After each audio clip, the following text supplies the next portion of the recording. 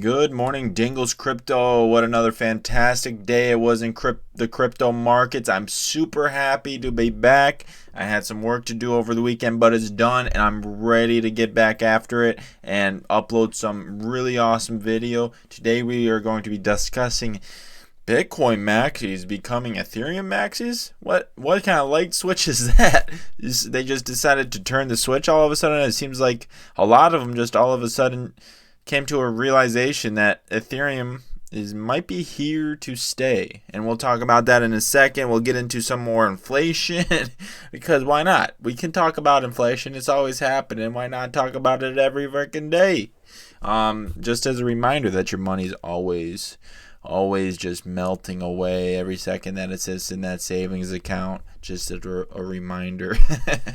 But let's jump into the price action. 37.8 for Bitcoin. We have seen a retracement. We'll discuss this further in a second. And then Ethereum, $1,220. We almost touched 1,400 all-time highs. I think 1,400s will be pretty similar in the sense, pretty similar to Bitcoin's 20,000 all-time high, right? Because I mean, if 1,400, once we pass it, we could see substantial growth in similar ways that Bitcoin did once it passed $20,000. It hit $40,000 relatively quickly. That's 100% gain in approximately a month, guys. So what does that mean? $2,800 Ethereum in less than a month or a little over a month? Possibly. And we'll get into that now. Let's talk about that. So this is total market cap in January of 2017, and then this is June 2016. So this, if you don't know, Bitcoin and crypto market if Bitcoin and crypto market on a whole has been doing these cyclical cycles since inception, right? So every 4 years, the Bitcoin supply gets cut in half, and therefore the supply shock makes the price go up, and then people start coming into the market because they're learning about it because of the price action, and then they're interested in the price action. They learn about it, they learn about Ethereum, they learn about all the other altcoins and possibilities with the altcoins, and then they start investing, and look at what happened in similar fashion to what's happening now, I believe, with Bitcoin, right? So in early January, we hit a top, and then we saw a major retracement, about a 30% retracement, right? So we saw a 30% retracement, and the cyclical cycle, so Bitcoin's happened in 2016, and then again in 2020, and this is 2017. So if it's perfectly cyclical, we should see similar price action as 2017, right? So we are in 2021, obviously January. We should see similar price action moving forward as 2017. So let's go forward 1 year to 2018, and then we can see what happened throughout 2017, right? And obviously, I hope you know what happened in 2017. So you go back to that January crash of 2017, right? And you can't even see it. So throughout 2017, you saw continuous growth throughout the year, right? Throughout the year, just pretty continuous growth, right? And then it ended with a bang at the end of the year, going parabolic. So you could see similar growth to this in 2021. So that's exciting. I think that makes sense. Cyclical cycles is kind of something that everybody in crypto expects. It's kind of a self-fulfilling prophecy, a positive feedback loop type of deal. I do believe it's going to happen, but what extent? Let's talk about it. So let's first get into KSI. He is a gamer. He tweets one word, and that word is Ethereum, guys. And KSI is a gamer, and obviously there is a lot of cool gaming applications getting built on Ethereum.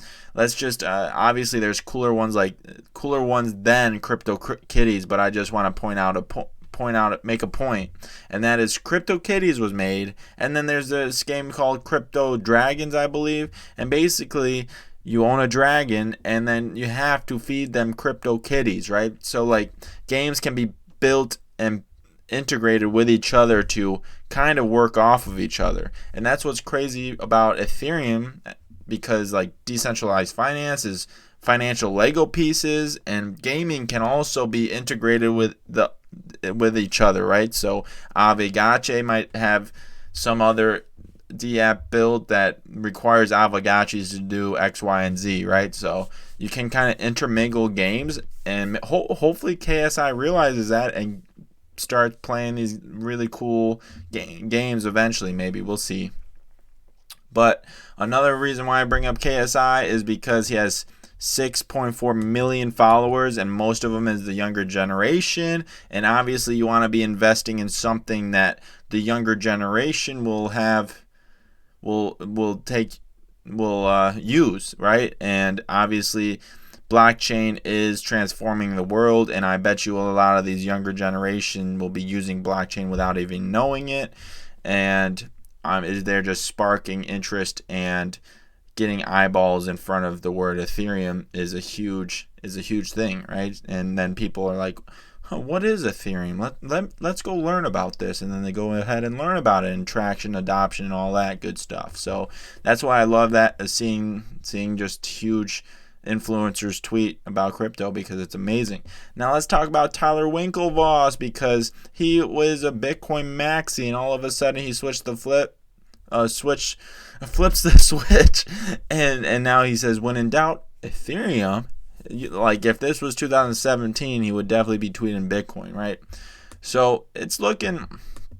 This is why Raoul Paul says Ethereum to 20K, right? It's looking kind of like Ethereum is similar to Bitcoin in 2017, right? It's kind of strange, and actually we are ahead of the curve. And Raoul Paul brings up Metcalfe's law, which is basically valuing the network effect.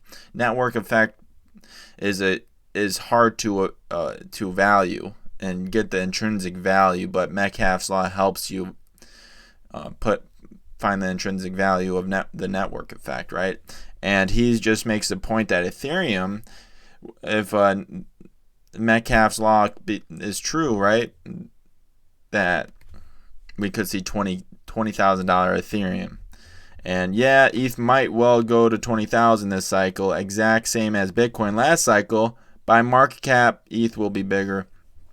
So I do believe Ethereum could definitely flip Bitcoin, because Ethereum's use case is bigger than Bitcoin's use case. The collateral layer of the world is less than the GDP layer or the network effect layer, right? So Ethereum is literally building another world. It's building the matrix, essentially, guys. It's building the matrix. And do you want to be a part of that? I don't know.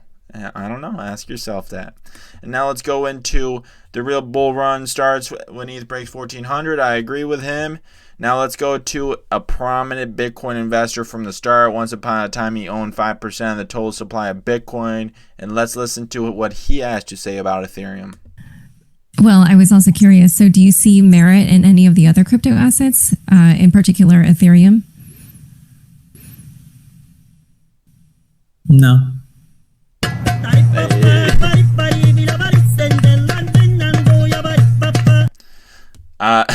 That's just kind of funny. But do you think he really doesn't hold any Ethereum? Okay, so he's been in crypto for this long. You don't think he has a large stack of Ethereum? And did you see that swallow? I'm not saying he's lying. He's not lying. But it's just hard to imagine that he doesn't understand Ethereum and doesn't hold any Ethereum. I think Elon Musk holds a substantial amount of Bitcoin, and I think he holds some Ethereum. I just think he does, because he has an innovative mindset and forward thinking. And if you scroll down, while I admit dude is a financial genius, that does not mean he can't be wrong. ETH is getting ready to surprise a lot of people. I do agree with that. Ethereum's DeFi use case alone is huge. Already 20 billion about locked in DeFi, right? 20 billion of total value. These are DeFi Lego pieces.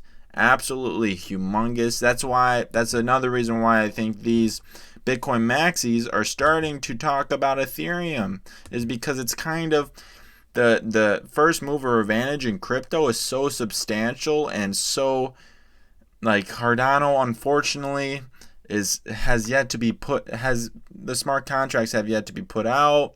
Yeah, they might be faster at the beginning on transactions per second if it comes out on time, right?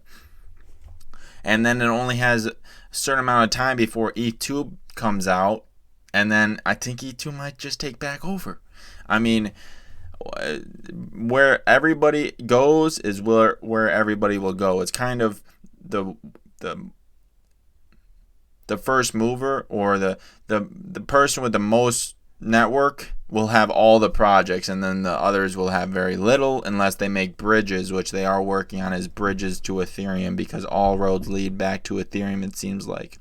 Now let's talk about some Bitcoin, guys, and some inflation. Because why not? Inflation's always happening. Once again, $3 trillion stimulus. Bitcoin could be set to erupt. So once again, politicians, I mean, this $3 trillion stimulus is necessary because they force us to lock down, obviously. But once again, I don't want to see my money melting away in a savings account just constantly. Just know that your money is just constantly melting away into ether. Yo, that's a good one. Your money is just constantly melting away into the ether. But anyways, ex-Bridgewater analyst, yes, Bitcoin is a giant bubble, but the global fiat system is an even bigger bubble. I do agree with him. He does state, with that said, I'm not as confident in calling the top this time around. The global fiat system is itself an even bigger bubble. Investors are forced to hold $18 trillion in negative yielding debt while trillions are being printed all around the world. Investors are drowning and are grabbing onto cryptocurrencies as a lifeline. So there you go. I mean, I do very much agree with him that, I mean, the U.S. printing of the U.S. one Satoshi will eventually equal $1. It's just a point in time that hasn't yet happened, but it's almost guaranteed because the dollar keeps on inflating and devaluing while Bitcoin keeps appreciating in value. So eventually these two things will meet and one Satoshi will equal $1 or more, right? So it's just a matter of time. Hopefully by that time a dollar still has a significant amount of buying power because I want to buy assets, right, eventually. But now let's go into the United States Federal Reserve System. Wait, it's all Zimbabwe, ? And that's the outline of Zimbabwe. Always has been, brother. This is like, without the pictures, just the astronauts are like the main meme of crypto. I've seen this all over the place, but basically they're just making fun of inflation. Wait, it's all Zimbabwe. It would be cool to have like $1 trillion note in my pocket. That would be insane. But now let's go on to some zombies. More zombies. I just talked about zombies the other day, but Litecoin, Bitcoin Cash, Cardano, XRP. Oh no. XRP, Cardano. All these, if you hold these, the only reason why you should hold this is longing ignorance about crypto. So basically, if you hold Litecoin and Bitcoin Cash specifically, the only use case is the use case for every blockchain, but the only difference is they're less secure than Bitcoin, right? So they're more likely to be 51% attacked, and that's the only use case is for transactions. So why would you use these blockchains? And then XRP, there could be other different reasons why you're holding that. And Cardano, smart contracts will hopefully come out in the near future for Cardano, but I don't hold any because I don't like Charles Haskins. But The only reason why you should be holding this is if you believe that more ignorant people will enter the market and buy your worthless bags of these things and pump the price up. Unfortunately, that's the only reason why you should be holding this, and I look forward to the day where the top 10 of CoinGecko is legitimate projects. Legitimate, like the Graph, Gurn Finance, and a lot of DeFi. MakerDAO. I mean, did you see what MakerDAO has been doing, guys? I forgot to bring them up today, but they've been pumping through the roof. Absolutely essential infrastructure for DeFi. Now let's go into, if you enjoyed this content, please shoot a subscribe. I really do appreciate it. We are creating a great community, and I really enjoy making videos. So if you can shoot a subscribe, we do obviously crypto news and DeFi exploration, in-depth DeFi exploration. So if you enjoy this content, subscribe and like this video, as well as go ahead and join the Discord server for chit-chatting all day about crypto, and then shoot a follow on my Twitter, because why not? Sometimes I tweet some cool things, you know. All links are in bio. I appreciate each and every one of you, and peace out till next time, and dingle dingle.